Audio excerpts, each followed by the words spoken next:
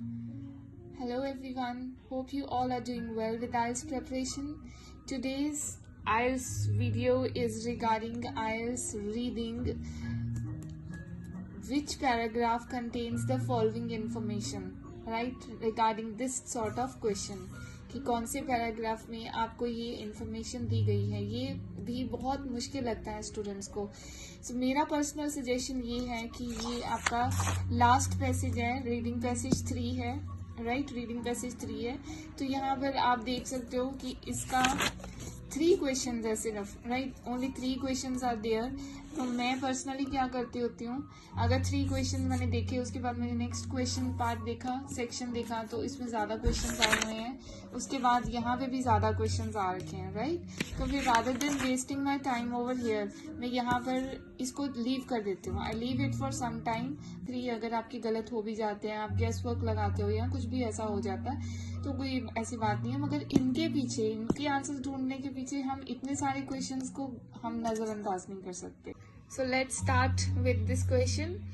Which paragraph contains the following information? Write the correct letter A to H in boxes 27 to 29 on your answer sheet. So कौन सी information कौन सी paragraph में दी गई है? A to H paragraphs में हमने find करनी है. तो हम इन लाइंस को अंडरस्टैंड करेंगे, कीवर्ड्स इनके अंडरस्टैंड करेंगे, ग्रामेटिकली देखेंगे कौन सी चीजें हम फाइंड कर सकते हैं. मेंशन ऑफ ए, एक चीज की, एक के बारे में सिंगुलर और यहाँ पर भी सिंगुलर है, right? Mention of a Jio engineering project. Jio engineering project एक है, ठीक है. Based on an earlier natural phenomena, किसके ऊपर बेस्ड है? एक नेचुरल फिनोमिना के ऊपर, जो कि क्या है? Earlier, right? Earlier word. Okay, so clear हो गई इन्फॉर्मेशन हमें कि एक जियो इंजीनियरिंग प्रोजेक्ट है जो कि बेस्ड है एक अर्लियर नेचुरल फिनोमिना के ऊपर. This is the information. So next, an example. Again an example, एक एग्जाम्पल दी हुई है किसकी? Of successful use of geo engineering, Jio engineering की सक्सेसफुल यूज की एक एग्जाम्पल.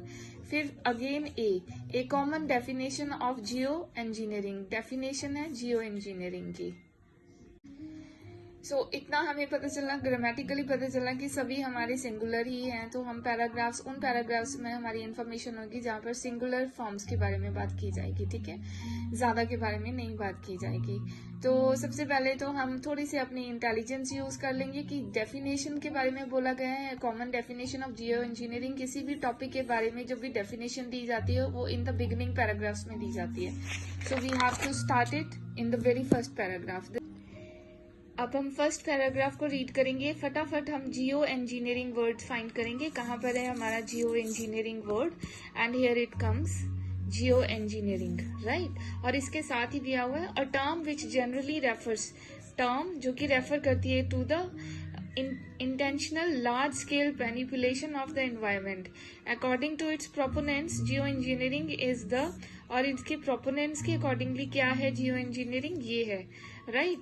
तो फिर जियो इंजीनियरिंग के बारे में क्या बताया हुआ है? टर्म इसकी डिफाइन की गई है, डेफिनेशन दी हुई है, राइट? एक जाने कहते हैं, एक मत ये है कि जियो इंजीनियरिंग ये है, right? A term which generally refers to the intentional large scale manipulation of the environment. And दूसरी तरह के लोग कहते हैं, दूसरी जो बिलीफ सिस्टम रखते हैं, वो ये कहते हैं कि geo engineering is the equivalent of a backup generator. So 2 definitions are given. So definition of geoengineering is given in this paragraph. So simple सा है, इंटेलिजेंस हमने यूज की है कि डेफिनेशन है जो सी जियो इंजीनियरिंग की वो हमारे बिगिनिंग पैराग्राफ्स में होगी. तो बिगिनिंग पैराग्राफ में सबसे पहले हमने जियो इंजीनियरिंग ढूंढा और जियो इंजीनियरिंग के साथ ही हमें यहाँ पे दिया गया है a term which generally describe किया गया है कि जियो इंजीनियरिंग होती क्या है. 2 लाइन्स में हमें डेफिनेशन दे दी गई है. So A is the right option.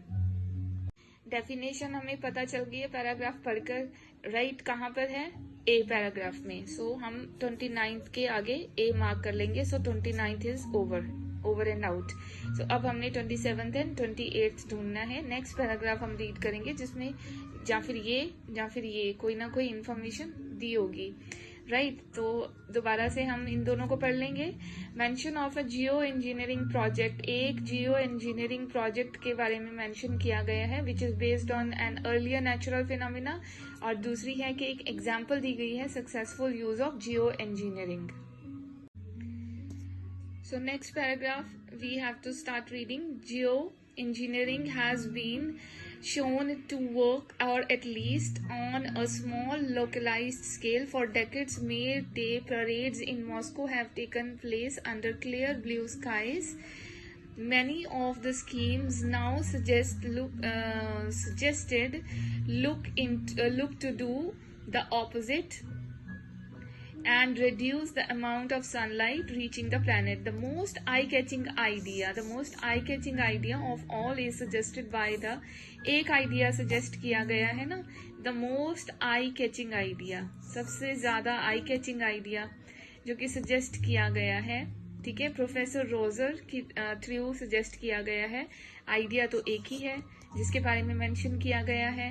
यहाँ पर भी सिंगुलर फॉर्म ही है. Geo engineering has been shown to work. Geo engineering सफलतापूर्वक काम करना शो कर दिया है, उसने स्टार्ट कर दिया है, राइट. सो जियो इंजीनियरिंग ने काम करना शुरू कर दिया है सक्सेसफुली, राइट.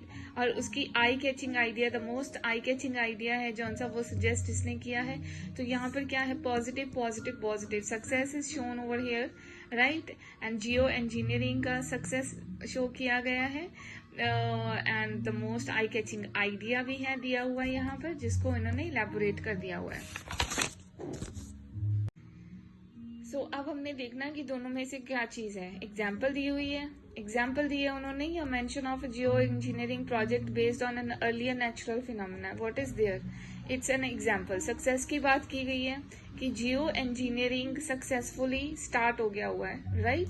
और उसकी एक एग्जाम्पल दी हुई है, the most eye catching idea, one example is given, उसको इलेबोरेट किया गया है, ठीक है. तो ये हमारी ऑप्शन हो गई B. So last sentence is mention of a geoengineering project based on an earlier natural phenomena. Earlier natural phenomena के ऊपर based geoengineering project. सी पैराग्राफ में हम पढ़ेंगे the majority of geo engineering project so far carried out. अब यहाँ पर देखिए, यहाँ पर शुरू में ही स्टार्टिंग में दिया हुआ है the majority of geo engineering projects. यहाँ पे प्लूरल फॉर्म के बारे में दिया गया है, तो हमें इसको आगे पढ़ने की जरूरत ही नहीं है. Without wasting time we will not read this, right. हमें सिंगुलर फॉर्म चाहिए. सो नेक्स्ट पैराग्राफ हम स्टार्ट करेंगे रीड करना. The concept of releasing aerosol sprays into the stratosphere above the Arctic has been proposed by several scientist. ये singular form की बात हो रही है, ठीक है.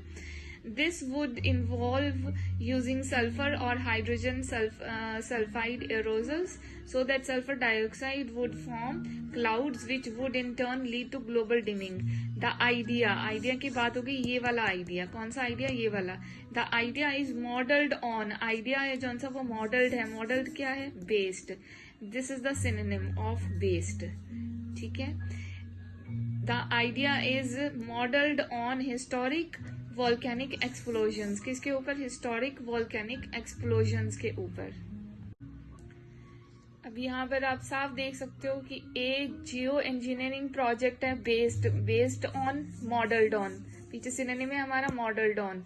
And earlier natural phenomena, earlier क्या है, natural phenomena. Earlier natural phenomena में क्या आ जाता है यहाँ पर हमारा, हिस्टोरिक. अर्लियर नेचुरल फिनोमिना क्या है, वॉल्केनिक एक्सप्लोजन. वॉल्केनिक एक्सप्लोजन आपको पता होगा कि वॉल्केनो का फटना वो नेचुरल होता है, राइट.